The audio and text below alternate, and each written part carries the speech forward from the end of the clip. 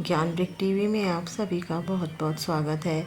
आज आप सुन रहे हैं महालक्ष्मी व्रत कथा। भाद्रपद अष्टमी से ये प्रारंभ हो जाती है। एक समय महर्षि श्री वेदव्यास जी हस्तिनापुर पधारे। उनका आगमन सुन महाराज धृतराष्ट्र को उनको आदर सहित राजमहल में ले गए। स्वर्ण सिंहासन पर उनको विराजमान किया और चरणोदक लेकर उनका सत्कार किया।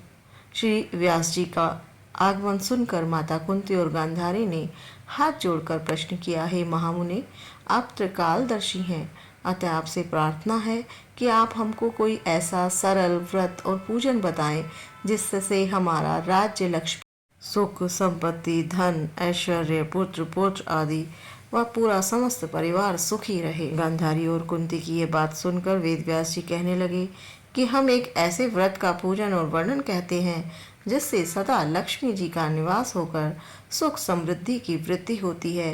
यह श्री महालक्ष्मी जी का व्रत है जिसे प्रतिवर्ष अश्विन कृष्ण अष्टमी को विधिवत तरीके से किया जाता है। व्यास जी के ऐसा कहने पर कुंती और गांधारी बोली, हे महामुनि, इस व्रत की विधि हमें विस्तार पूर्वक बताने की कृपा करें। तब व्यास जी बोले, हे देवी, यह व्रत भाद्रपद शुक्ल अष्टमी से प्रारंभ किया जाता है।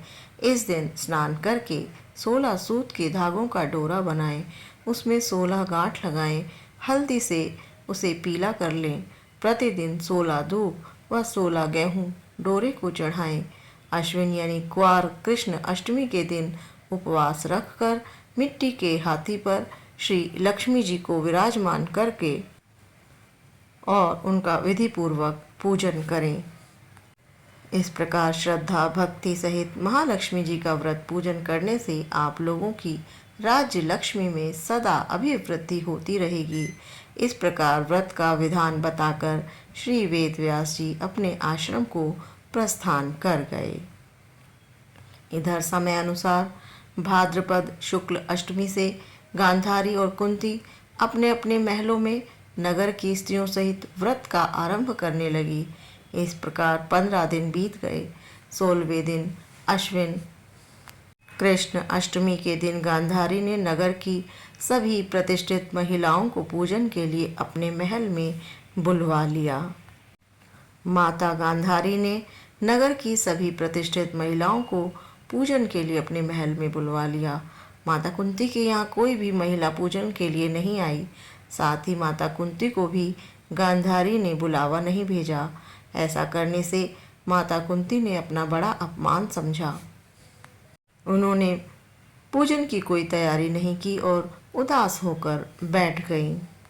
जब पांचों पांडव युधिष्ठिर, अर्जुन, भीम, नकुल और सहदेव महल में आए तो कुंती को उदास देखकर पूछा, हे माता, आप इस प्रकार से उदास क्यों हैं? आपने पूजन की तैयारी क्यों नहीं की? तब माता कुंती ने कहा, हे पुत्र, आज महालक्ष्मी के व्रत का उत्सव गांधारी के महल में मनाया जा रहा है।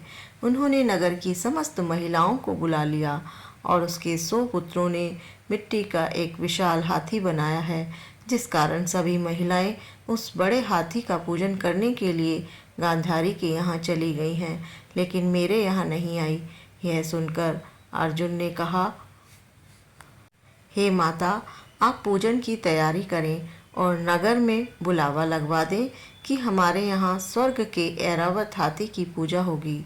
इधर माता कुंती ने नगर में ढिंढोरा पिटवा दिया और पूजा की विशाल तैयारियां होने लगी। उधर अर्जुन ने बाण के द्वारा स्वर्ग से ऐरावत हाथी को बुला लिया। स्वर्ग से इंद्र का ऐरावत हाथी पृथ्वी पर उतार कर पूजा जाएगा। इस समाचार को सुनकर नगर के सभी नर नारी बालक एवं वृद्धों की भीड़ एकत्र होने लगी। उधर गांधारी के महल में हलचल मच गई। वहां एकत्र हुई सभी महिलाएं अपनी अपनी थालियां लेकर कुंती के महल की ओर जाने लगी।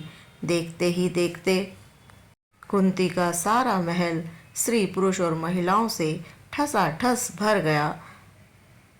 माता कुंती ने ऐरावत को खड़ा करने हेतु अनेक रंगों के चौक पुरवा दिए, नवीन रेशमी वस्त्र बिछवा दिए। नगरवासी स्वागत की तैयारी में फूल माला, अबीर, गुलाल, केसर हाथ में लिए पंक्तिबद्ध खड़े थे। जब स्वर्ग से ऐरावत हाथी पृथ्वी पर उतरने लगा तो उसके आभूषणों की ध्वनि गूंजने लगी। ऐरावत के दर्शन होते ही जय जयकार के नारे लगाने लगे। लोग खुश होने लगे।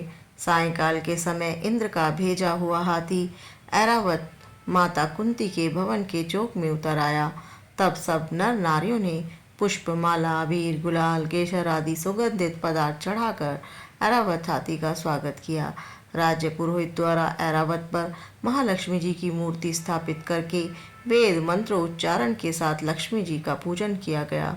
नगरवासियों ने भी महालक्ष्मी पूजन किया। फिर अनेक प्रकार के पकवान लेकर ऐरावत को खिलाए गए। यमुना का जल पिलाया गया। राज्य पुरोहित द्वारा स्वस्ति वाचन करके महिलाओं द्वारा महालक्ष्मी जी का पूजन कराया गया। समस्त विधियां पूरी की गईं। 16 गांठों वाला डोरा लक्ष्मी जी को चढ़ाकर अपने हाथों में बांध लिया। ब्राह्मणों को भोजन कराया गया। दक्षिणा के रूप में स्वर्ण आभूषण, वस्त्र आदि दिए गए। तत्पश्चात महिलाओं ने मिलकर मधुर संगीत लहरियों के साथ भजन कीर्तन किया। संपूर्ण रात्रि महालक्ष्मी का व्रत का जागरण किया गया। दूसरे दिन प्रातः राज्य पुरोहित द्वारा वेद मंत्रोच्चारण के साथ जलाशय में महालक्ष्मी जी की मूर्ति का विसर्जन किया गया। फिर ऐरावत को विदा कर इंद्रलोक भेज दिया गया।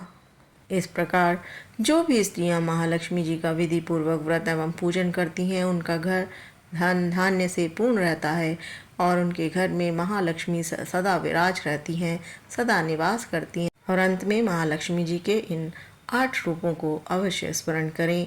ओम आदिलक्ष्मये नमः, ओम धनलक्ष्मये नमः, ओम धान्यलक्ष्मये नमः, ओम गजलक्ष्मये नमः, ओम संतानलक्ष्मये नमः, ओम वीरलक्ष्मये नमः, ओम विजयलक्ष्मये नमः, ओम विद्यालक्ष्मये नमः। ये सभी माता के विभिन्न रूप हैं। ओम महालक्ष्मी नमस्तुभ्यं नमस्तुभ्यं सुरेश्वरी हरिप्रिये नमस्तुभ्यं नमस्तुभ्यं दयानिधे। ओम श्री महालक्ष्मये नमः।